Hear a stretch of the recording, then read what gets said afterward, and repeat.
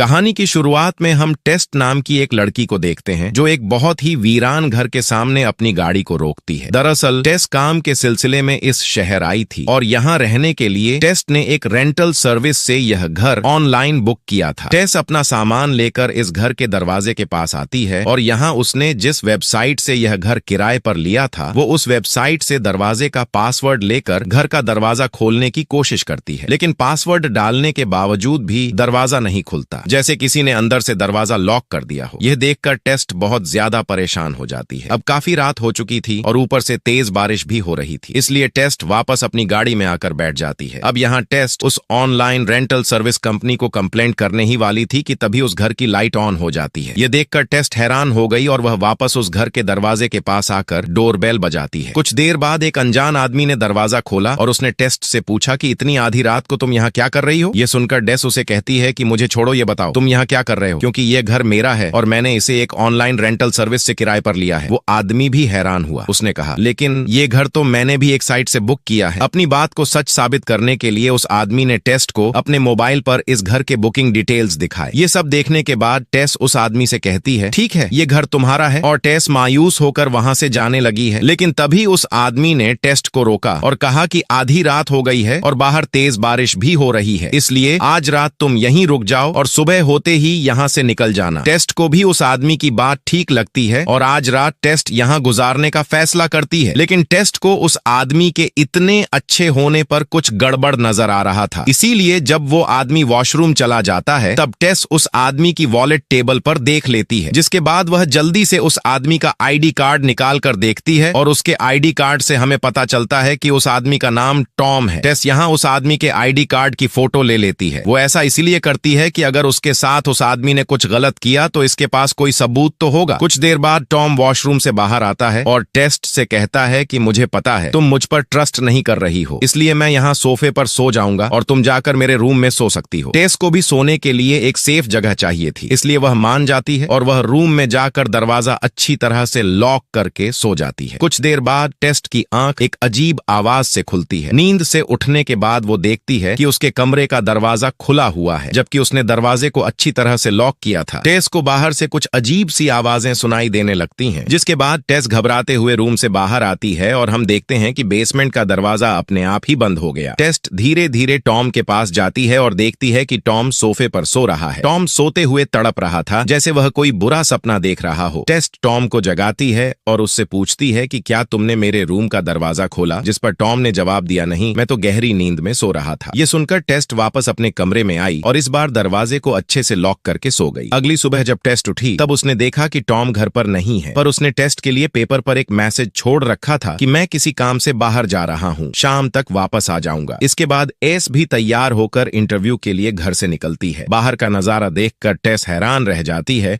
क्योंकि बाहर पूरा इलाका वीरान पड़ा था। सारे घर टूटे फूटे हुए थे। ऐसा लग रहा था कि टेस्ट के अलावा यहाँ और कोई भी नहीं रहता। ये सब देखकर टेस्ट को बहुत अजीब लगता है, लेकिन इस समय उसे इंटरव्यू के लिए देर हो रही, इसलिए टेस्ट इस बारे में ज्यादा नहीं सोचती और वहां से निकलकर कंपनी पहुंच जाती है, जहां उसका इंटरव्यू काफी अच्छा चलता है। डायरेक्टर टेस्ट से काफी ज्यादा इम्प्रेस्ड हो जाती है। इंटरव्यू पूरा होने के बाद डायरेक्टर टेस्ट से पूछती है कि तुम इस शहर में कहाँ ठहरी हुई हो। टेस्ट ने उसे बताया कि मैं बारबरी स्ट्रीट एरिया के एक घर में रहती हूँ। बारबरी स्ट्रीट नाम सुनकर डायरेक्टर शॉक हो जाती है और टेस्ट से घबराते हुए कहती है कि वो जगह बिल्कुल भी ठीक नहीं है, तुम उस जगह से जल्दी से निकल जाओ। यह कहते हुए डायरेक्टर वहां से चली जाती है और टेस्ट जब वापस घर आती है तो अब टेस्ट को भी उस जगह से डर लगने लगा था। टेस्ट जैसे ही दरवाजे का लॉक खोलकर घर के अंदर जाने वाली होती है, तभी वह देखती है कि एक अनजान आदमी तेजी से उसकी तरफ दौड़ रहा है। यह देखकर टेस्ट घबराते हुए जल्दी से उस आदमी के पहुंचने से पहले दरवाजा खोलकर घर के अंदर चली जाती है। वो आदमी टेस्ट को घर से बाहर निकलने के लिए कहता हुआ जोर जोर से दरवाजा पीटने लगा। टेस्ट को कुछ समझ नहीं आ रहा था कि यह सब क्या हो रहा है। टेस्ट घर के अंदर बहुत ज्यादा घबराई हुई होती है और पुलिस को कंप्लेंट करने की कोशिश करती है। कुछ देर बाद टेस्ट देखती है कि वह आदमी यहाँ से जा चुका है। अब टेस्ट सुकून की सांस लेती है और बाथरूम चली जाती है, लेकिन बाथरूम में उसने देखा कि टॉयलेट पेपर खत्म हो चुका था। वो घर में इधर उधर टॉयलेट पेपर तलाश करने लगी है। तभी उसकी नजर बेसमेंट की तरफ गई। उसे लगा शायद टॉयलेट पेपर बेसमेंट में रखा हो। यह सोचकर टेस्ट बेसमेंट में गई और बेसमेंट में उसे सामने टॉयलेट पेपर का बॉक्स रखा हुआ मिला। अब टेस्ट वहां से टॉयलेट पेपर लेकर लौट ही रही थी कि अचानक बेसमेंट का दरवाजा बंद हो गया। टेस्ट पूरी ताकत के साथ दरवाजा खोलने की कोशिश करती है पर दरवाजा नहीं खुला। अब टेस्ट बहुत ज्यादा मायूस हो जाती है क्योंकि वह अपना फोन भी ऊपर ही छोड़ आई थी। टेस को समझ आ चुका था कि यहाँ बैठे बैठे उसकी कोई मदद नहीं करने आएगा, इसलिए उसे खुद ही कुछ करना पड़ेगा। अब टेस यहाँ से बाहर निकलने का रास्ता ढूंढने लगी है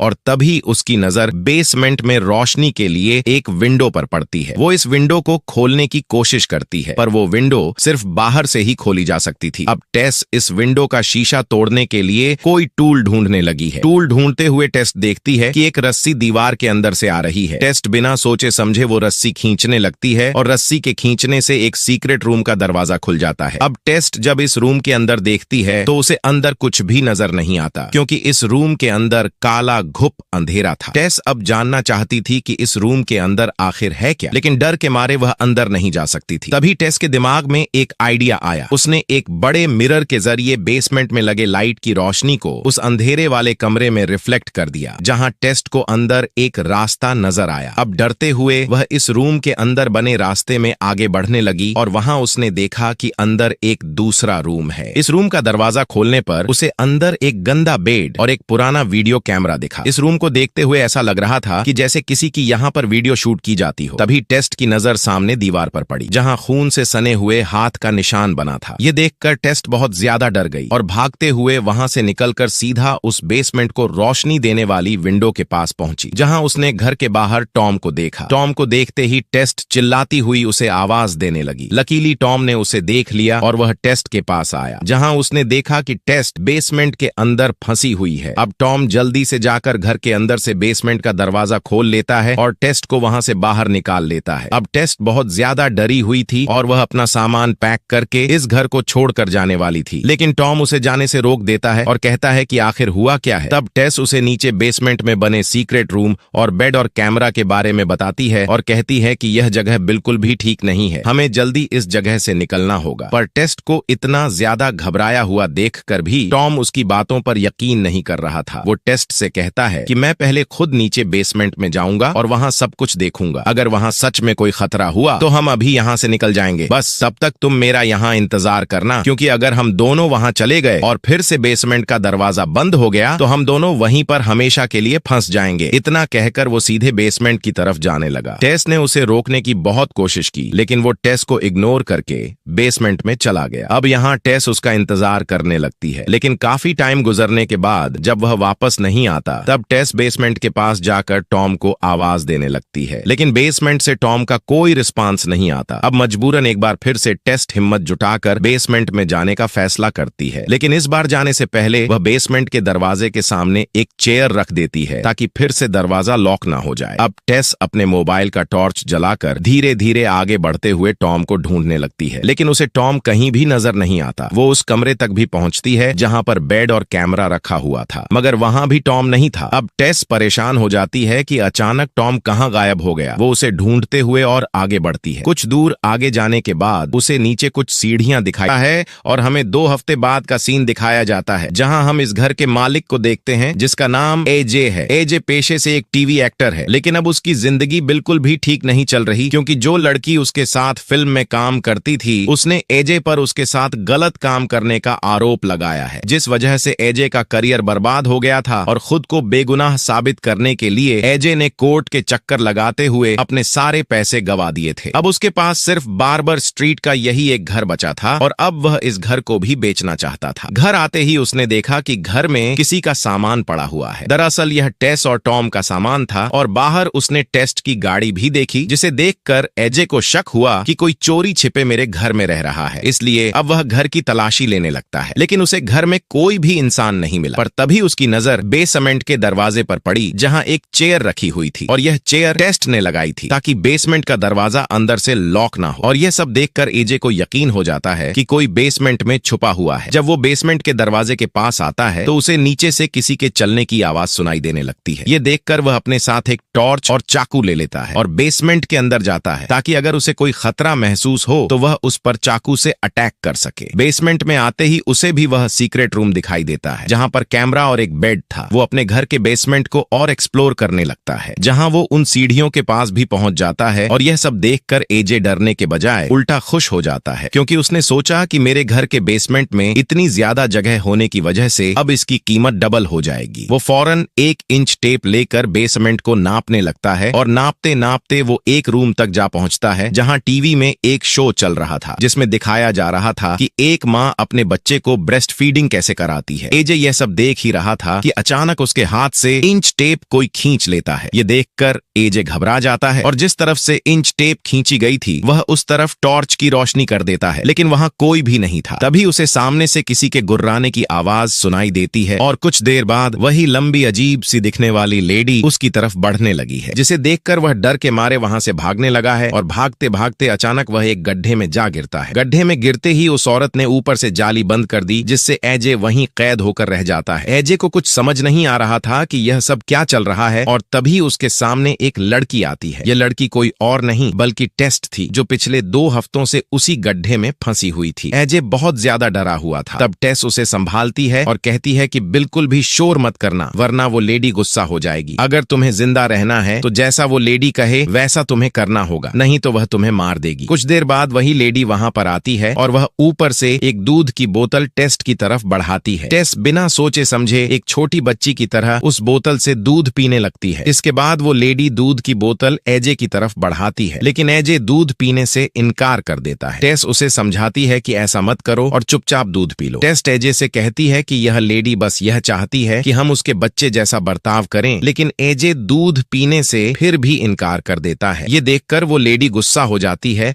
और नीचे गड्ढे में उतर आती है। वो पहले टेस्ट को अपने एक अच्छे बच्चे की तरह गले से लगाकर प्यार करती है और फिर वो गुस्से से एजे की तरफ देखती है। इसके बाद वो एजे को घसीटकर अपने साथ ले जाती है। वो एजे को उसी कमरे में ले आती है जहां टीवी पर प्रोग्राम चल रहा था, जिसमें दिखाया जा रहा था कि एक माँ अपने बच्चे को ब्रेस्ट फीडिंग कैसे कराती है। वो लेडी भी उसी तरह एजे को जबरदस्ती ब्रेस्ट फीडिंग करवाती है। दूसरी तरफ जब वो लेडी एजे को घसीटकर यहाँ लेकर आ रही थी, तब उसने उस गड्ढे का दरवाजा बंद नहीं किया था और इसी मौके का फायदा उठाते हुए टेस उस गड्ढे से बाहर निकल आती है और वहां से भागने लगती है। लेकिन तभी गलती से उसका पैर इंच टेप से टकरा जाता है, जिसकी आवाज वो लेडी सुन लेती है और वह समझ जाती है कि टेस यहाँ से भागने की कोशिश कर रही है। अब वो लेडी एजे को यहीं छोड़कर टेस का पीछा करने लगती है। टेस तेजी से दौड़ते हुए ऊपर बेसमेंट के दरवाजे तक पहुंच जाती है, लेकिन बेसमेंट का दरवाजा लॉक हो चुका था। टेस पूरी ताकत से दरवाजा खोलने की कोशिश करती है, लेकिन जब वो दरवाजा नहीं खुलता तो वह भागकर बेसमेंट की खिड़की का कांच तोड़ देती है और वहां से बाहर निकलने की कोशिश करने लगती है। इस दौरान वह लेडी टेस्ट के काफी करीब आ चुकी थी, लेकिन इससे पहले कि वह लेडी टेस्ट को पकड़ पाती, तभी बाहर से एक आदमी आकर टेस्ट को बाहर की तरफ खींच लेता है। अगर वह आदमी 1 सेकंड भी देर करता तो टेस्ट की जान चली जाती, क्योंकि वो लेडी टेस्ट के निकलते ही वहां पहुंच जाती है। अब टेस्ट की जान जिस आदमी ने बचाई थी वो आदमी कोई और नहीं था बल्कि वही आदमी था जो शुरुआत में टेस्ट को इस घर के अंदर जाने से रोक रहा था। अब टेस्ट उस आदमी को समझाती है कि इस घर में एक बहुत ही खौफनाक लेडी रहती है, लेकिन उस आदमी को पहले से ही उस लेडी के बारे में पता था। अब वह आदमी टेस्ट से कहता है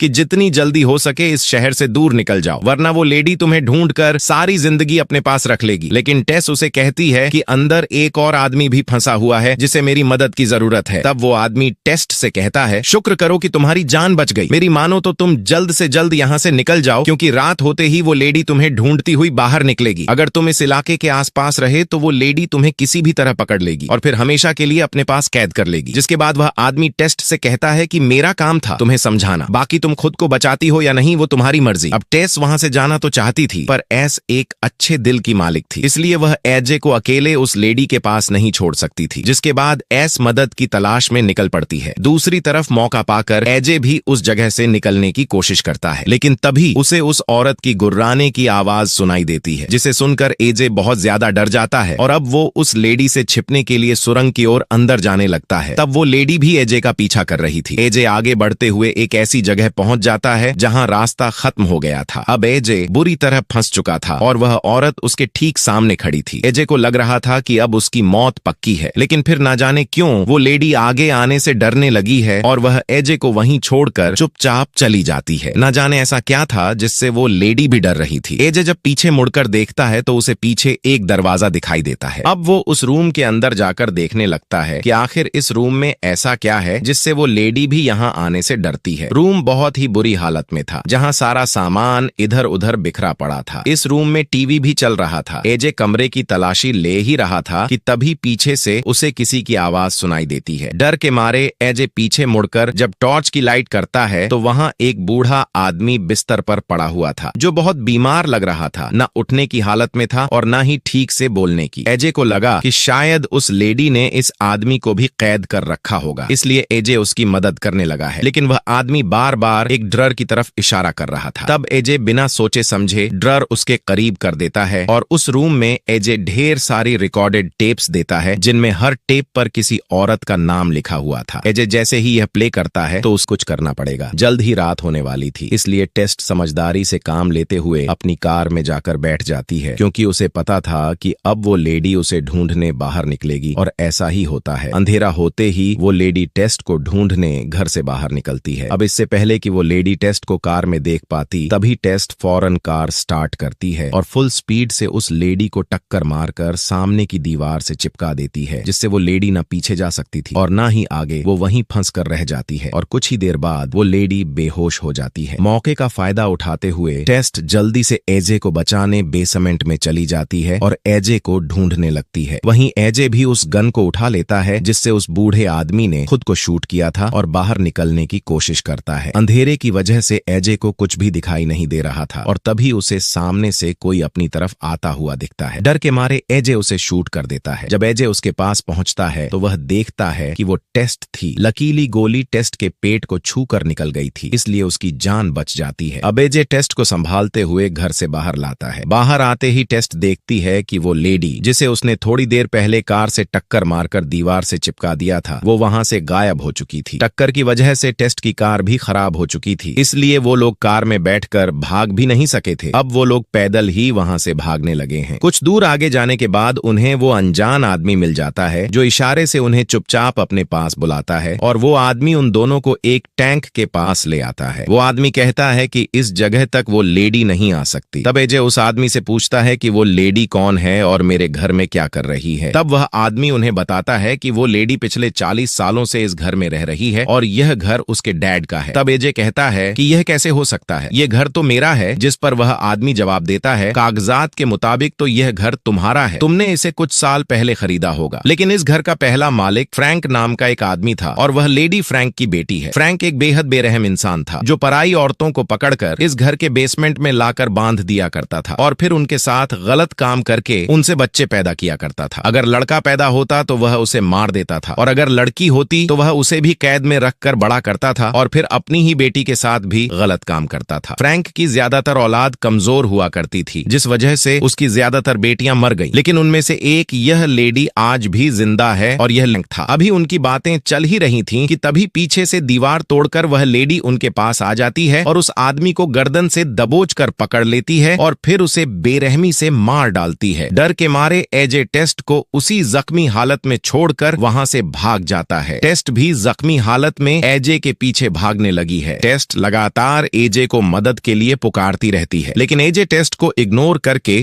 तेजी से भागता हुआ पानी की टंकी पर चढ़ जाता है। टेस्ट भी किसी तरह लड़खड़ाते हुए टंकी के ऊपर पहुंच जाती है। ये दोनों देखते हैं कि वह लेडी भी उनके पीछे आ रही है। अब एजे उस लेडी को मारने के लिए अपनी गन निकालता है, लेकिन तभी उसके हाथ से गन छूटकर नीचे गिर जाती है। कुछ ही देर बाद वह औरत भी टंकी के ऊपर चढ़ जाती है। अब एजे समझ चुका था कि यह लेडी मुझे और डेस को अपना बच्चा समझती है और अब वह हमें पकड़कर हमेशा के लिए अपने पास कैद कर लेगी। एजे अपनी पूरी जिंदगी उस काले अंधेरे वाले बेसमेंट में नहीं गुजार सकता था, इसलिए एजे उस लेडी की ममता का फायदा उठाते हुए टेस्ट को पकड़कर ऊपर टंकी से नीचे गिरा देता है। वह लेडी टेस्ट को अपनी बेटी मानती थी, इसलिए वह टेस्ट को बचाने के लिए उसके पीछे कूद जाती है। एजे जब नीचे झांक कर देखता है तो वह देखता है कि वह लेडी टेस्ट को बचाने के लिए अपनी जान की परवाह किए बिना उसे अपनी थी। जिसके बाद एजे नीचे आता है और देखता है कि दोनों खून से लथपथ पड़े हैं और दोनों बिल्कुल हिल नहीं रहे हैं। एजे को लगता है कि दोनों मर चुके हैं, लेकिन तभी टेस्ट को होश आ जाता है। टेस्ट देखती है कि उस लेडी ने अपनी जान देकर मेरी जान बचाई है। इसके बाद एजे टेस्ट को सहारा देकर उठाता है